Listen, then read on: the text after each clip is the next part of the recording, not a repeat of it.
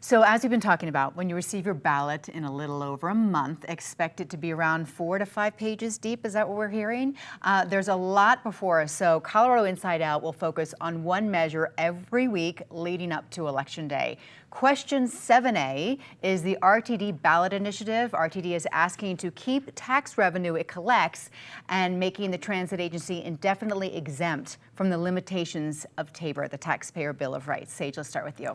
So obviously I could go into, my opinion on TABOR and taxpayers keeping their money, but I think when it comes to RTD, it's worth examining what their goals are and what their purpose is. Because at the end of the day, when we talk about like light rail, for example, a lot of the mentality behind light rail, going back 20, 25 years was if you build it, they will come. Because you can't possibly, with our suburban sprawl, put stations everywhere where they'd make sense. You would getting from anywhere to Denver would take 4 hours. So the idea was, where we have these stations, we're going to see more density because people are going to want to be near this mass transit. That really hasn't happened. I was perusing through the Denver subreddit because there were a lot of threads about RTD and a lot of folks in there who used to ride the light rail, and we're talking about how they're no longer. And look, this is a subreddit where most people on there are not conservatives. And one after the other was talking about how they didn't feel safe. The trains weren't showing up. They were late. Whatever it was, they would have to Uber to get to where they were going, and they could no longer rely on it. They have to show the people that live within RTD that they can actually provide services, and most of all, do it safely. I would say people have to really consider, is this a sunk cost fallacy where it's let's just keep dumping money in and hope that it's going to get better? Or does RTD actually have a vision and a plan to get from point A to point B? And RTD serves 8 counties in this region, 40 municipalities. So we're talking, it's not just Denver and just the suburbs. Right, we'll be voting on this. Right. And it's an extension of a previous measure. So it's not completely new, the concept. They want to be able to keep the excess tax revenue, but they have to redo it because of TABOR.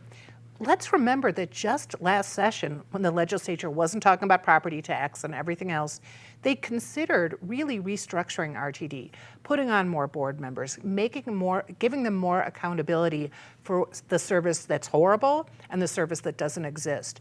And legislators failed to push something through. And I think a lot of people would feel more comfortable voting to let RTD keep more money if there were some changes being made at RTD that showed that passengers wouldn't be stuck in slow-moving trains for many months, that downtown construction, even though it was faster than it was supposed to be, that it wouldn't be necessary to disrupt all of downtown because of old equipment. So I think this will probably pass, but I also think RTD needs some, not just to talk about what they're doing, but how they're doing it.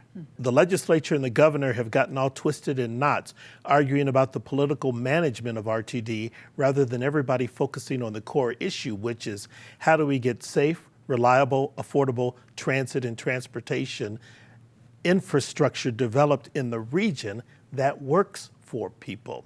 No one believes that RTD has done it or can do it. I mean, Sage talked about our existing light rail system.